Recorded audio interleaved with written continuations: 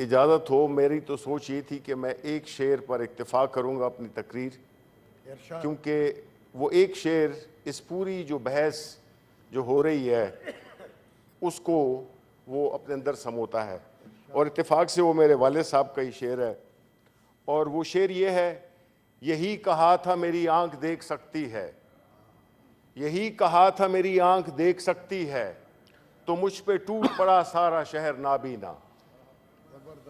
जनाब चेयरमैन, आज जो बातें हमारे ऑपोजिशन के ट्रेजरी बेंचेस के जो बातें कर रहे थे, इनकी बातें सुनी, और फिर जो हमारे चेयरमैन इमरान खान ने जो जिस बात का ये आज इतना बात का बतंगड़ बना रहे हैं, तो वो यही शेर था जिसकी वो अक्कासी कर रहे थे जब उन्होंने ये कहा, जो कि उन्होंने कहा कि अगर ये मुल्क इकोनॉमिकली स्ट्रांग नहीं होगा, मुआशी तौर पे मजबूत नहीं होगा, और अगर इस मुल्क में ऐसी हुकूमतें लाई जाएंगी और गिराई जाएंगी किसी की ईमा पर, तो इस मुल्क में बहुत से मसाइल पैदा हो सकते हैं, जिनमें से ये भी है कि ये बहुत दूर की बात नहीं, जिस तरह मेरे कॉलीग्स ने भी बात की कि हम 71 में भी देख चुके हैं, अपने मुल्क में देख चुके हैं। कोई सोच सकता था 1965 में या 68 में कि हमारा मुल्क दो नीम हो जाएगा? क्या यूएसएसआर को हमने नहीं देखा कि किस तरह उसकी इकोनॉमी को मेल्ट डाउन किया गया, और फिर इसी तरह उनके पास भी बहुत से एटम बम थे। देखें, आपको एटम बम आपकी जोग्राफियाई सरहदों की हिफाजत के लिए, आपकी उसके लिए डिफेंस के लिए बहुत अहम होते हैं, लेकिन जो स्ट्रांग इकोनॉमी है उसकी रिप्लेसमेंट नहीं है कि अगर स्ट्रांग इकोनॉमी नहीं होगी तो सब जो हमारा जो चीज़ मुतासिर होगी वो हमारा डिफेंस होगा। ये कोई बात है इस पे इतना शोर मचाने की? ये तो सिंपल बात है कि किस तरह से हमारे मुल्क में जो कि रीसेंट वाक़यात में ये हमारे दुश्मन यही चाहते हैं, हमारे दुश्मन यही चाहते हैं कि ये मुल्क इकोनॉमिकली इतना कमज़ोर कर दिया जाए और इस तरह से स्ट्रैंगुलेट किया जाए जिससे कि इनके इवन जो एटॉमिक एसेट्स हैं उन पे भी इनको वो किया डिप्राइव किया जाए। तो ये बातें करना एक ऐसी हुकूमत ख़ास तौर पे जो कि कमर्शियल ब्रेक की हुकूमत है, ये कोई वो हुकूमत नहीं है जो कि एक प्रॉपर तरीके से आई है।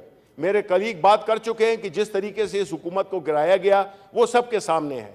जिस तरीके से इस मुल्क में हमारे आज़ादी मार्च को कुचला गया, जिसमें कि हमारी सारे कारकुनों पे, पुरअमन ख़वातीन पे, बच्चों पे, बूढ़ों पे जो ज़्यादती की गई, ये बेसिकली उस चीज़ को छुपाने के लिए इन्होंने ये एक लाहासिल बहस शुरू की है।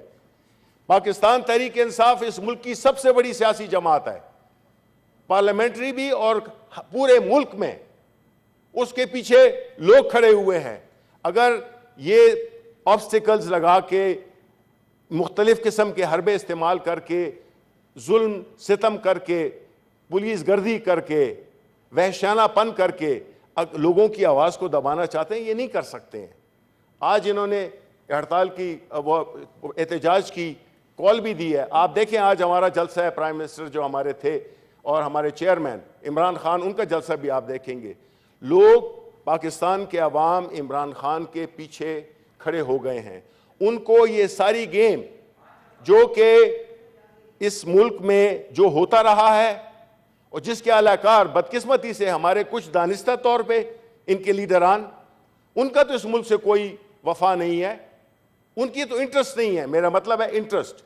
इनकी तो जायदादें भी बाहर हैं, इनके तो बच्चे, औलादें, फैमिलीज वो हैं। कैसे एक हुकूमत जिसमें के सारे कन्विक्टेड हो? अभी गिलानी साहब बात कर रहे थे कि आसिफ अली जरदारी को जेल में रखा गया, वो किसने रखा था? तंगड़ी साहब, आप हर एक के तकरीर में बोलते हो, फिर जब आपकी तकरीर में कोई बोले तो आपको बड़ी चिढ़ आती है। प्लीज, क्यों हाउस का माहौल खराब कर रहे हैं आप?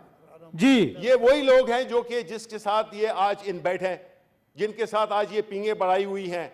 इधर ऐसे भी लोग बैठे हुए हैं जो इन्होंने आसिफ अली जरदारी की जुबान को काटा। भूल गए हैं आप लोग ये मुनाफिकत क्यों करते हैं आप? ये जनाबे चेयरमैन, इस मुल्क में बहुत हो चुका। अवाम को, उनको, अवाम के मसाइल को, अरे मैंने आपका नाम लिया है, ये मैंने आपको ये तो मैंने चेयरमैन साहब प्लीज, मैंने किसी का नाम नहीं लिया, मैंने सिर्फ आईना दिखाया है, मैंने किसी का नाम नहीं लिया। आप जी सर, चले तशरीफ रखें, जी शिबली साहब वाइंड अप नाम करें। नहीं लिया।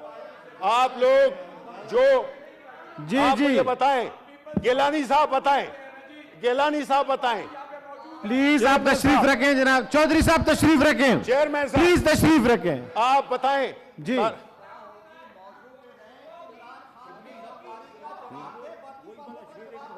जी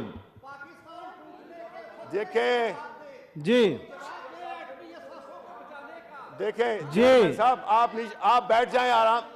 जी जी आप तारड़ साहब आप बैठ जाएं, मुझे बात करने दें, मुझे पता है। शेर दोहराता हूं, यही कहा था मेरी आंख देख सकती है तो मुझ पे टूट पड़ा सारा शहर नाबीना। ये वो लोग हैं चेयरमैन साहब, ये वो लोग हैं जो मुनाफिकत करते हैं। इन्होंने एक दूसरे पे मुकदमे किए, इन्होंने एक दूसरे को चोर डाकू कहा। आज जो है इक्तिदार की खातिर ये इकट्ठे हो गए हैं। Thank you sir. आज जो है तो ये जमहूरियत हमें सिखाते हैं। गिलानी साहब आप उठ के बताएं कि जो उधर से कोई एक बंदा उठ के खड़ा कह रहा है ये सच है कि नहीं है? मैंने तो नाम नहीं लिया था, मैं तो सिर्फ हकाइक बयान कर रहा हूं। और अगर मेरी बात गलत है तो मैं बड़ी कदर से कहूंगा आसिफ अली जरदारी साहब, उनकी जो पार्टी की लीडरशिप है, गिलानी साहब जो कि एक बड़े मोहतरम हमारे कलीग हैं, वो इस बात को डिनाई करें कि ऐसा नहीं हुआ था। ये तो मैं कॉन्टेक्स्ट में बात कर रहा हूं। बात यह है सर कि जो इकोनॉमिक मेल्टडाउन इनके आने से क्रिएट हुआ है, जो कि बैंकरप्सी की तरफ पाकिस्तान जा रहा है, मैं एज अ बैंकर बता रहा हूं कि मुल्क के फाइनेंशियल हालात इनके आने के साथ बिल्कुल डूब गए हैं। इन्होंने मुल्क को बिल्कुल दिवालिया कर दिया है। इस वजह से कौम, मुल्क जो है टूटते इस वजह से नहीं है कि उनका डिफेंस कमजोर है, वो टूटते इस वजह से है कि उनकी इकोनॉमी को ये नया तरीका है, उनको मेल्ट डाउन किया जाता है। और ये जो हुकूमत इस वक्त आई हुई है हमारे दूसरे हाउस में, सर जी उधर एक अपोजिशन ही नहीं है, अपोजिशन ही नहीं है, एक ढकोसले से किसी शख्स को बनाया गया है। ये जमहूरियत की बातें करते हैं, ये इमरान खान की बातों पे पहुंचने के लिए जो है ना आपको एक सदियां लगेंगी आपको। आप जो है तो एक लीडर जो एक विजनरी लीडर है, जो उसने बात कही है बिल्कुल इस मुल्क के इंटरेस्ट में कही है कि हमने अगर करेक्शंस ना की तो हमारा हाल बहुत बुरा होगा। हमने करीब में देख रहा है श्रीलंका में क्या हुआ है। किस तरह एक फॉरेन पॉलिसी इंडिपेंडेंट हो सकती है जब आप इकोनॉमिकली जीरो हो। Thank you sir, thank you sir, thank you.